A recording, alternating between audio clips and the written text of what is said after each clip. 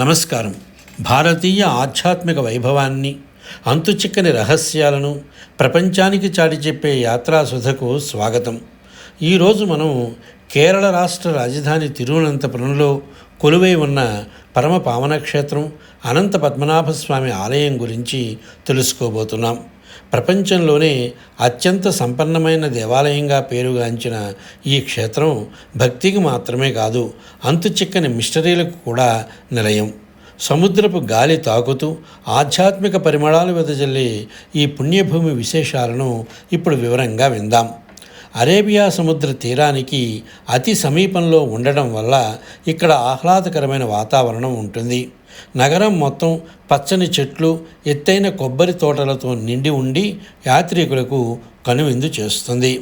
కేరళలో ఉష్ణమండల శీతోష్ణ స్థితి ఉంటుంది. సాధారణంగా ఇక్కడ ఏడాది పొడవునా వాతావరణం బాగున్నప్పటికీ అక్టోబర్ నుండి మార్చి నెలల మధ్యకాలం సందర్శనకు అత్యంత అనుకూలమైనది. ఈ సమయంలో ఎండ తీవ్రత తక్కువగా ఉండి ప్రయాణం సుఖమయంగా ఉంటుంది. జూన్ నుండి ఆగస్టు వరకు వర్షాలు ఎక్కువగా ఉంటాయి. కాబట్టి ఆ సమయంలో ప్రయాణ ప్రణాళికలు జాగ్రత్తగా వేసుకోవాలి. ఈ ఆలయ చరిత్ర కొన్ని శతాబ్దాల నాటిది. పురాణాల ప్రకారం దివాకర ముని అనే భక్తుడికి విష్ణుమూర్తి ఒక చిన్న బాలుడి రూపంలో దర్శనమిచ్చి తనను అనుసరించమని కోరారు. ఆ బాలుడు ఒక ఇలుప్ప అంటే మహువా చెట్టు త్వరలోకి వెళ్ళి అదృశ్యమయ్యాడు. వెనువెంటనే ఆ చెట్టు పడిపోయి సుమారు 18 మైళ్ళ పొడవున్న అనంతశయనుడైన విష్ణుమూర్తి విగ్రహంగా మారిందని ప్రతీతి.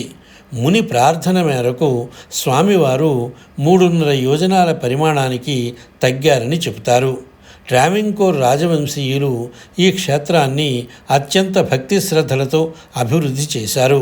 విశేషం ఏమిటంటే 1750లో అప్పటి రాజు మార్తాండవర్మ తన రాజ్యాన్ని మొత్తం స్వామివారికే అంకితం ఇచ్చి తాను కేవలం పద్మనాభదాసుగా రాజ్యపాలన చేస్తానని ప్రకటించారు. అప్పటి నుండి నేటి వరకు ఈ ఆలయం ఆ రాజవంశ పర్యవేక్షణలోనే ఉంటూ కేరళ సంస్కృతికి మరియు ద్రవిడ శిల్పకళకు నిలువుటద్దంగా నిలుస్తోంది. గర్భాలయంలో స్వామివారు శేషతల్పంపై పవళించి ఉన్న భంగిమలో భక్తులకు దర్శనమిస్తారు. ఈ విగ్రహం సుమారు 12,008 సాల గ్రామాలతో కడుశర్కర యోగం అనే ప్రత్యేక ఆయుర్వేద మిశ్రమంతో తయారు చేయబడింది. స్వామివారి విగ్రహం అంత పెద్దదిగా ఉండడం వల్ల భక్తులు 3 వేర్వేరు ద్వారాల ద్వారా ఆయనను దర్శించుకోవాలి. మొదటి ద్వారం నుండి ముఖభాగాన్ని, రెండవ ద్వారం నుండి నాభి కమలంలో ఉన్న బ్రహ్మదేవుణ్ణి, మూడవ ద్వారం నుండి స్వామివారి పాద పద్మాలను దర్శించుకోవడం ఒక విలక్షణమైన అనుభూతిని కలిగిస్తుంది. ఈ ఆలయంలో ఆచారాలు చాలా కఠినంగా ఉంటాయి. పురుషులు తప్పనిసరిగా ధోవతి అంటే పంచె ధరించాలి. పై వస్త్రం అంటే షర్టు విప్పాలి.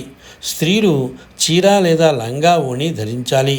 ప్యాంట్లు, జీన్సు, టీషర్ట్లకు అనుమతి లేదు. కులమతావల ప్రస్తావన లేకుండా కేవలం హిందువులకు మాత్రమే ఆలయ ప్రవేశం ఉంటుంది. ఏడాదికి 2 సార్లు జరిగే అల్పసి అక్టోబర్, నవంబరు మరియు పైంగుని మార్చి, ఏప్రిల్ ఉత్సవాలు ఇక్కడ ప్రధాన ఆకర్షణలు.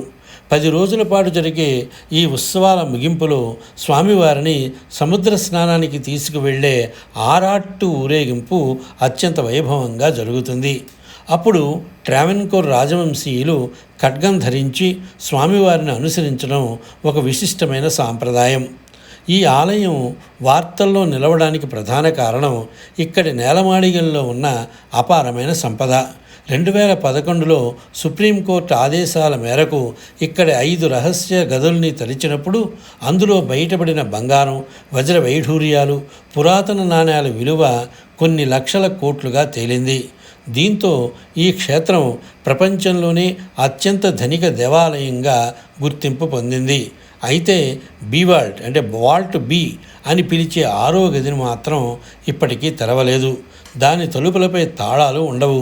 కేవలం సర్పాల బొమ్మలు మాత్రమే చెక్కబడి ఉంటాయి.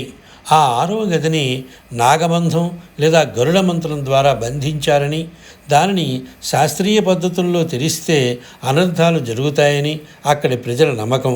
గొప్ప సిద్ధపురుషులు మాత్రమే మంత్రోచ్చారణలతో ఆ తలుపులను తీయగలరని ప్రతీతి.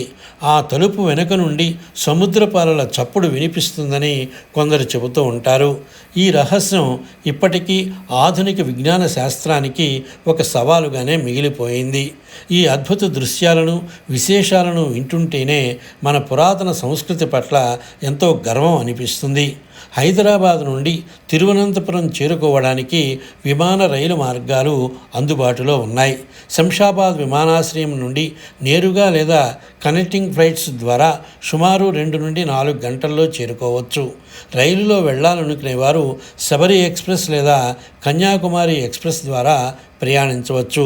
దీనికి సుమారు 24 నుండి 28 గంటల సమయం పడుతుంది. తిరువనంతపురం పర్యాటక కేంద్రం కావడంతో ఇక్కడ అన్ని వర్గాల వారికి బస సౌకర్యాలు ఉన్నాయి.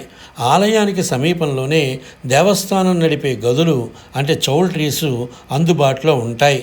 పద్మనాభస్వామి ఆలయం నుండి 2-3 కిలోమీటర్ల పరిధిలో బడ్జెట్ హోటల్ నుండి 5 రిసార్ట్ వరకు లభిస్తాయి. స్వామివారి దర్శనం తర్వాత మీరు ఆలయ సమీపంలోని కుతీరమలికా ప్యాలెస్ మ్యూజియాన్ని సందర్శించవచ్చు. అలాగే నగరానికి 15 కిలోమీటర్ల దూరంలో ఉన్న ప్రసిద్ధ కోవాలం బీచ్, పద్మనాభపురం ప్యాలెస్ మరియు నేపియర్ మ్యూజియం తప్పక చూడాల్సిన ప్రదేశాలు.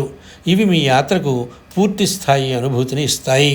అనంత పద్మనాభస్వామి ఆలయం కేవలం ఒక దేవాలయం మాత్రమే కాదు, అది భారతీయ చరిత్రకు, అపారమైన సంపదకు మరియు అంతుచిక్కని రహస్యాలకు నిలయం.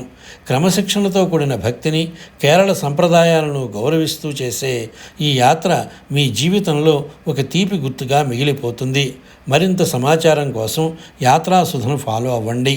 లోకాం సమస్తా సుఖినో భవంతు. స్వస్తి.